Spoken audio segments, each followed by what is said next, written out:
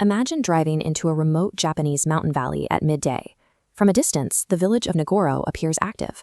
People wait for the bus, tending to fields and gathering outside the school. But step closer, and the movement disappears. Nobody is breathing. In this classroom, every desk is occupied, and a teacher stands attentively, yet every figure is constructed from straw and cloth. The figures remain in place long after the sun sets. On this rural road at dusk, two life-size dolls stand frozen next to a wooden cart under a street lamp, occupying the infrastructure in total silence. Hundreds of these figures are scattered across the valley. They outnumber living humans by a ratio of 10 to 1, creating a perfectly preserved, entirely synthetic society. Nagoro has moved past the traditional definition of a ghost town. It is a post-human environment where the departed have been meticulously replaced by inanimate proxies. Decades ago, Nagoro was a thriving community. At its peak, over 300 residents lived here, working in forestry and maintaining a breathing society. The physical state of the village suggests a departure devoid of chaos. This weathered two-story wooden building is empty, but its structure is completely intact, with no signs of destruction from fire, flood, or earthquake. Beyond the lack of wreckage, regional records confirm that as this demographic vanished from the map, not a single distress signal or plea for help was ever recorded. This absence of trauma forces a forensic timeline investigation to determine if the residents fled in an organized exodus or were subjected to a darker, localized erasure.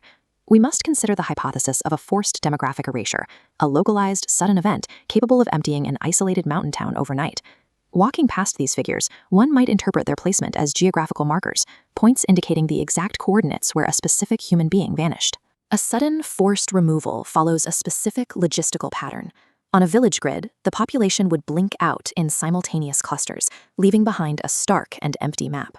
However, there is a total absence of struggle, violence, or forced entry at the scene. The homes were not breached, they were simply left behind.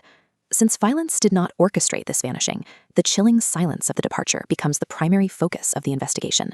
The evidence points toward the mechanics of a coordinated mass exodus, driven by invisible, systemic forces rather than physical threats.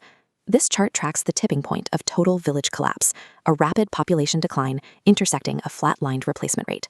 Crossing this mathematical threshold triggers cascading infrastructure failure.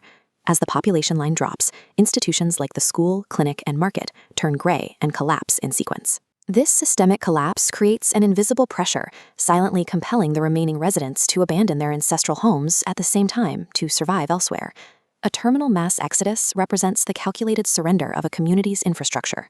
Curious, if the humans fled systematically, who orchestrated the arrival of the straw replacements? The manual construction process proves that the dolls were a deliberate, handcrafted project. In this photograph, we see the meticulous assembly of facial features onto a straw-filled head mounted on a wooden frame. Each proxy was built with specific intent. They were reverse-engineered to match the identity and daily routine of specific residents who vanished, such as these figures carefully positioned inside a wooden bus stop. These proxies serve as a three-dimensional forensic archive, a physical census constructed to hide the reality of a dead town. The catalyst that finalized Nagoro's mass exodus was the collapse of localized industry, paired with extreme rural aging. This data visualization shows the immediate domino effect. The moment the final factory closed, the remaining population metric experienced a sheer vertical drop to near zero as the last working-age residents were forced out. This economic and demographic drain is a force of nature, just as capable of wiping a town off a map as a hurricane or earthquake. Modern demographic collapse is the ultimate invisible erasure, leaving no wreckage, only empty architecture. Nagoro exists now as a monument frozen in time, forever acting out the routines of a society that no longer exists. This time-lapse captures the chilling contrast between the shifting light of day and the absolute stillness of the village's inhabitants. There is no biological movement, only a static representation of a breathing history. Nagoro is not a localized oddity. It is a warning about the fragility and the potential expiration date of our own communities. A community doesn't require an apocalyptic event to disappear forever. Sometimes a quiet, traceless exit leaves the most terrifying silence.